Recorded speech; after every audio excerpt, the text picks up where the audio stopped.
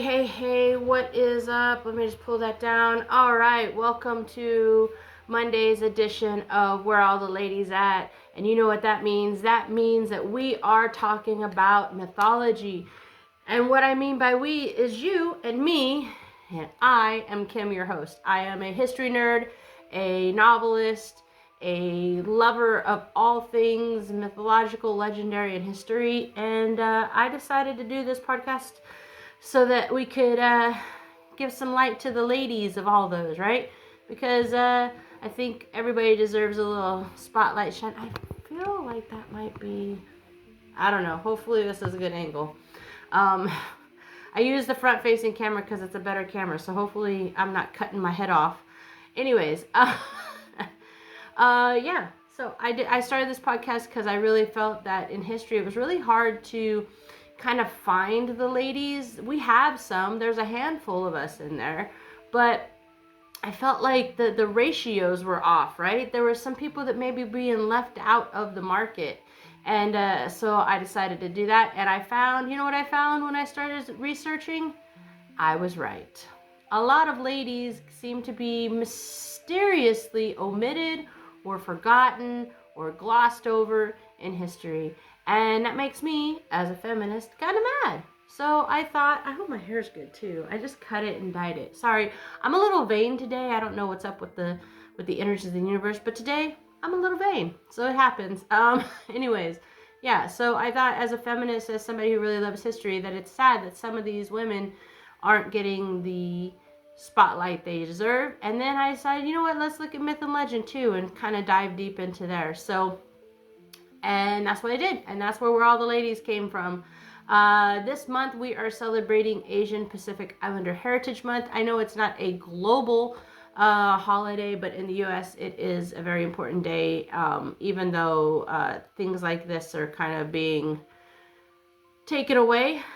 I am still going to allow my voice to spread this knowledge and celebrate these wonderful cultures and people and the contributions they had not only to the U.S., but the world in general, and many different cultures through many different centuries. So yeah, that's kind of what we're doing. And as I said, today's Monday, so we're going to be covering mythology. Before we jump into the goddess of the day, which is the Filipino goddess Tala, we're going to do some housekeeping and some shameless plugging. So with that being said, if you would like to reach out to me, there's ways to do that. I have Instagram, I have TikTok, I have Facebook. There is an email as well. Any of those ways you can reach out to me and talk with me. Hit me up, give me some ideas for people you'd like me to cover. Also just chit chat and tell me, what brought you over here, right? If you want to support the podcast, the best way to do that is to like, comment, share, follow, subscribe, do all those amazing things, because the more you engage with the video or the audio, depending on where you're seeing or listening to the podcast, it really helps me get out there to more people. And that's what I want. I want to build a community for all of us to really enjoy and learn and engage about these amazing ladies. If you have a little cash and you want to kick it to my way, I'm not someone who's going to turn that down. There's ways to do that with my Patreon and my Buy Me a Coffee, so check those out as well. If you like this and so much more, make sure you check out the Medium publication. I am a novelist and writer by trade, so of course there's some writing stuff going on, so check out my Medium publication. And you know what, if you like mystical, magical, spiritual kind of stuff, you might also want to check out my other podcast. That's right, I have two. And the other podcast is called Our Mystic Road Trip, and there I cover tarot, crystals, all kinds of that, spiritual wellness, all of that. So if that's something you're into, I'd love to see you over there too. Yeah, I think that's it for the shameless plugging, and yeah, I think that is. So let's get started, shall we?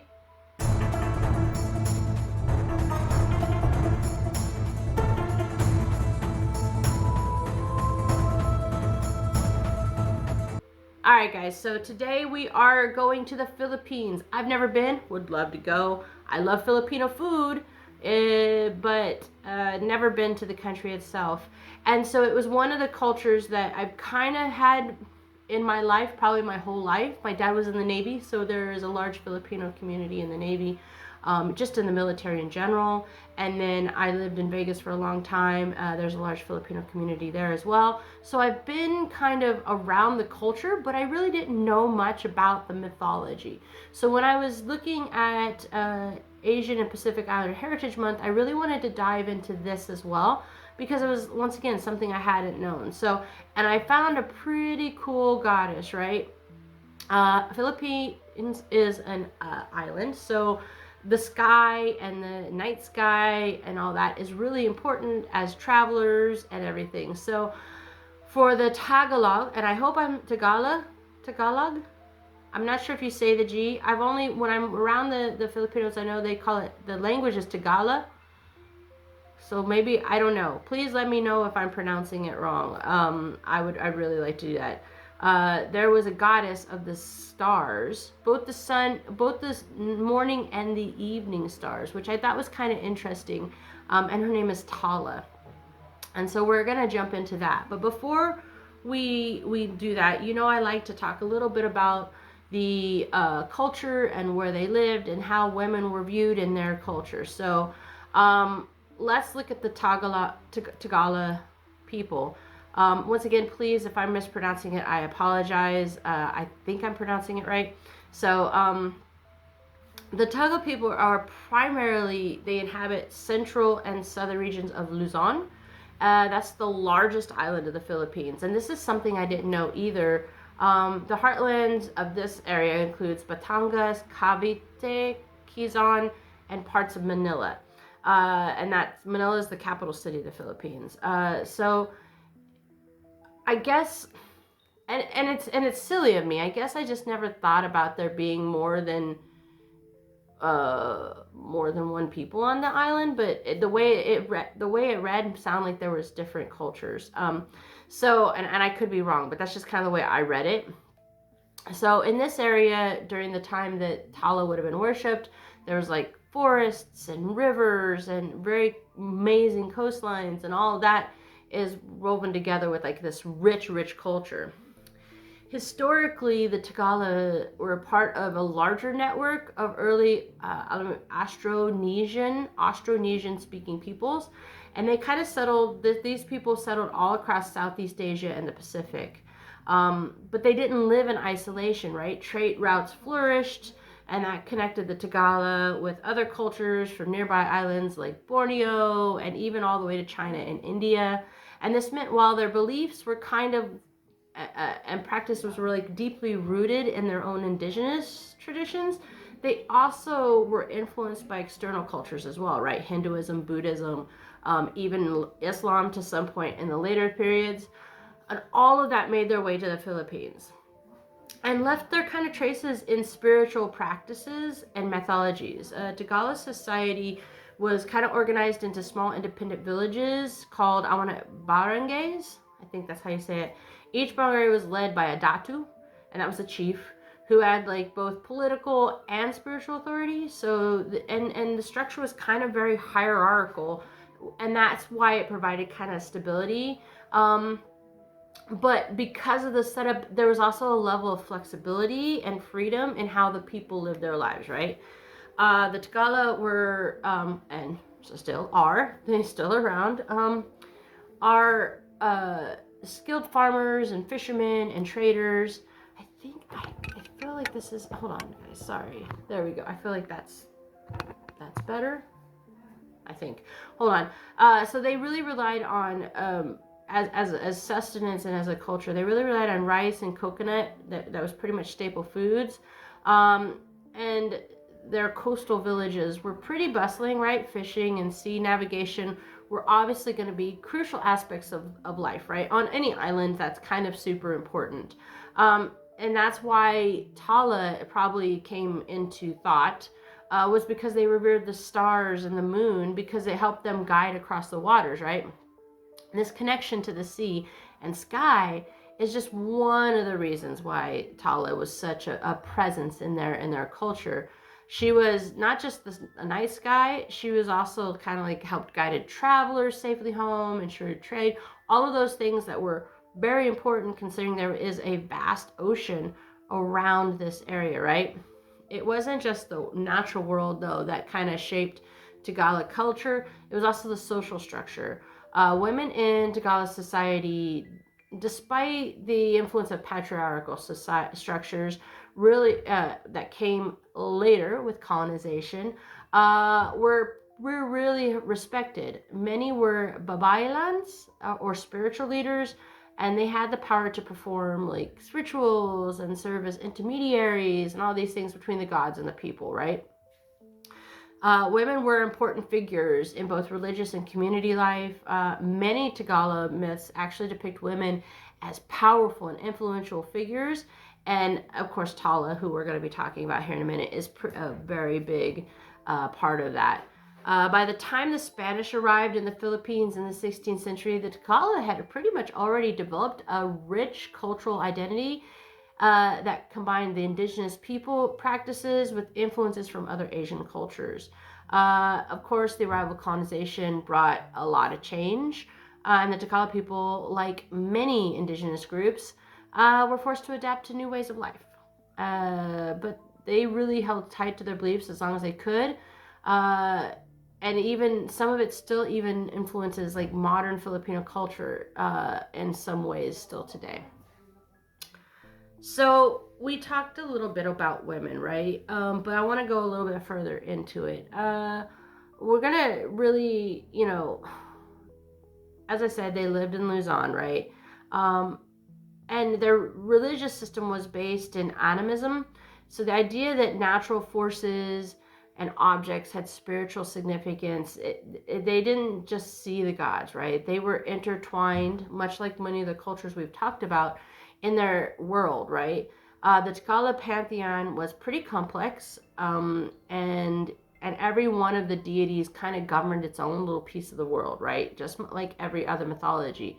But the gods weren't really disconnected from them. They were felt in the everything, right? That happens a lot with the animism and more cultural thing. Women in the Tagalog society, when you think of women in ancient cultures, you might imagine them being kind of regulated to those typical jobs, right? Mother, caregiver, that kind of thing. It wasn't really that way. With the Tagalog, women played very significant roles in spiritual and physical the worlds. As I said, they were often babaylans, I think. And these women were amazing. Women could be warriors, they could be leaders, they could hold political power, they could influence. They, of course, had the jobs, right? They did the mother and the caregiver, but they also were very integral in society, right? This is one of the reasons why goddesses like Tala are so important. In fact, what I would say is when you look at the mythology of the Tagalog people, you'll see that women were often not just central, but equal in importance. Women in every aspect, including the gods and the goddesses, really had this like strength and nurturing quality duality. In a way, much like many of the ancient cultures we've talked about, women played more of a role than maybe initially everybody thought, right? All right, so that's kind of a little bit about the Filipinos, the Tagalog people, and how women were handled in their culture. So let's take a look at Tala herself, right? So Tala is the goddess of the morning and evening stars. She vital to the Tagalog people, right? She guided them both physically and spiritually, right? In fact, her very name means star in Tagalog. So Tala is star. Tala represented something much deeper than just that, though. She was kind of this like celestial guidance. For the Tagalog people, the night wasn't just something to be feared, right? It was a time for navigation and reflection and protection. And Tala's role was to ensure that she was that beacon of light, right? Lighting the path for those that traveled the night, especially sailors or travelers, or anybody who needed navigation.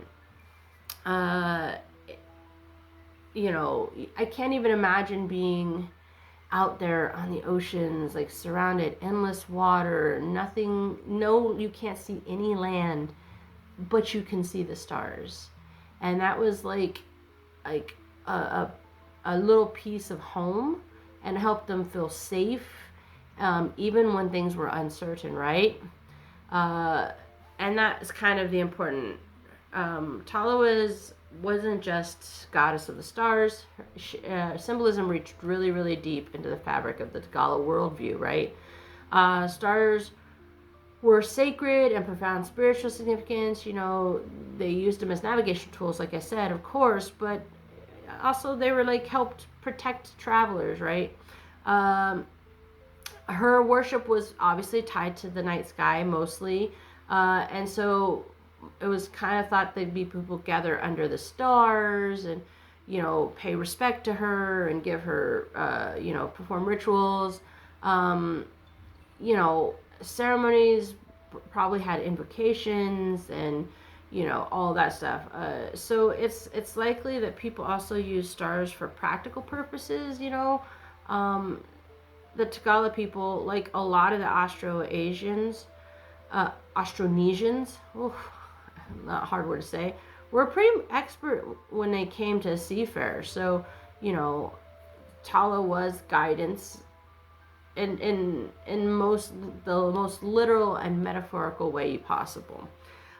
So let's talk a little bit about archaeology. So, archaeological evidence offers some pretty fascinating looks into the deep spiritual life of the Tagalog people.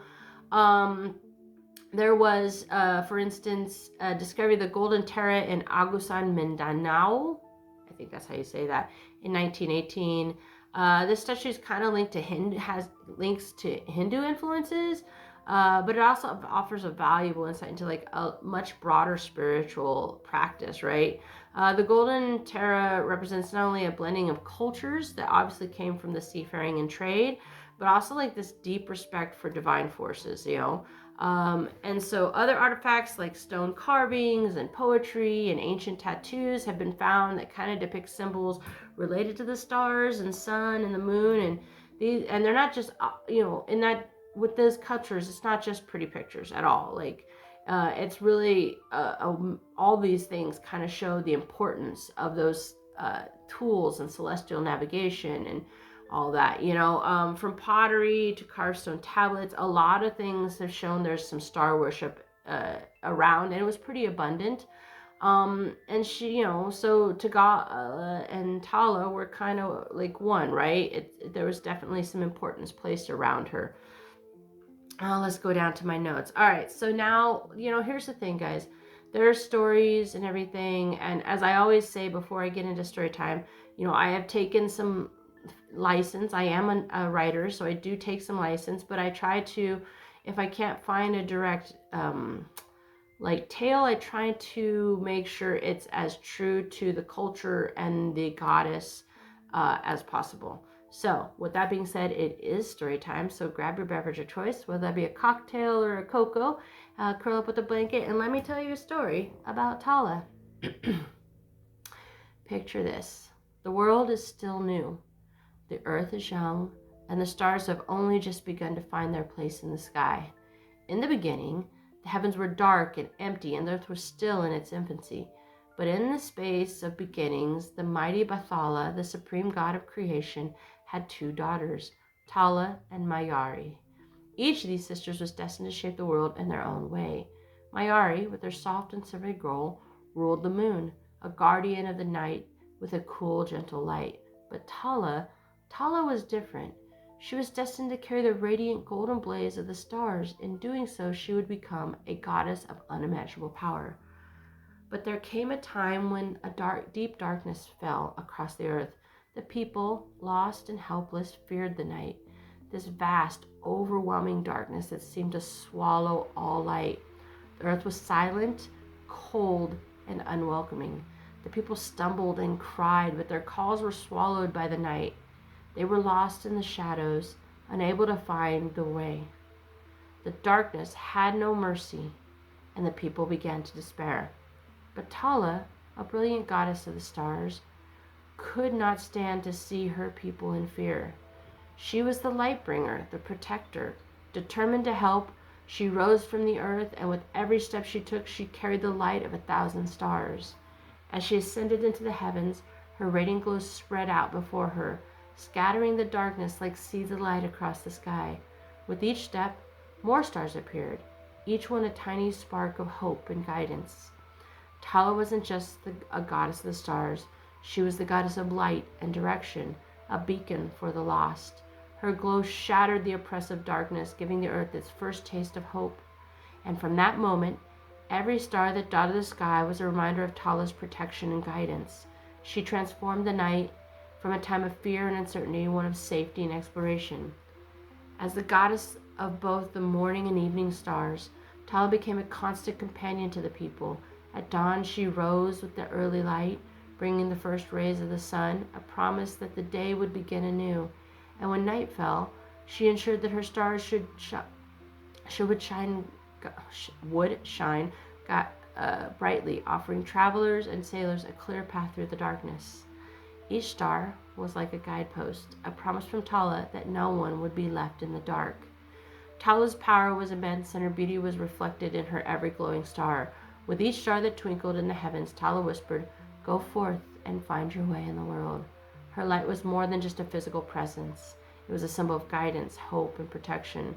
She was the goddess who ensured no one was ever truly lost, even in the darkest of nights. Tala's story is more than just a tale of light in the dark. It is a story of enduring strength of the human spirit. It speaks of a goddess who, when faced with overwhelming darkness, chose to bring light, not just for herself, but for the world. Tala was more than just the goddess of stars. She was the goddess who reminded us all that no matter how dark the night, the stars will always shine to guide us home. And I think that's an important lesson to have now. And that's the story of Tala and the stars. Once again, remember I took creative license with that, but I think it stays true to the heart of who she is. Now, I think that's pretty much it. I think she helped the Tagalog people see the value of light and hope, even when there was dark times. And I think that's a beautiful sentiment, and I think that's a sentiment that resonates right now in the world that we're living in. So hopefully take the lesson that Tala gave and her courage, and stand up and let your light shine, because if enough of us stand up, the dark has no chance of winning, right? Has no chance of winning. So yeah, that's it. That's Tala. I hope you enjoyed. I hope she inspired you to check out some more about the Filipino mythology. I know she did me, and I hope her message resonates with you. And if you have anything you want to comment or suggest or anything like that, you can reach out to me through my social medias. If you want to support the podcast, please just like, comment, share, follow, do all that good stuff. Kick a little cash my way if you can, but it's not necessary. If you want more, check out my medium publication. And if you are into the mystical, magical things, check out my other podcast called Our Mystic Road Trip. That is it for this week, guys. I hope you enjoyed. I hope you're enjoying Asian Pacific Islander Heritage Month. There's more to come and some pretty badass things. Make sure you check out Thursday's episode where I go into history. This week you're going to get 2, because last week, well, I was lazy. So this week on Thursday you'll get 2. You get both Kutalun, which is a Mongolian princess wrestling warrior princess. Yeah, it's hard to say. And also Wu Zetian. I think I said that right, but she was a pretty epic Chinese ruler. So you'll get both those on Thursday. So make sure you check that out. And as always, guys, I want to say stay safe, stay curious, stay blessed.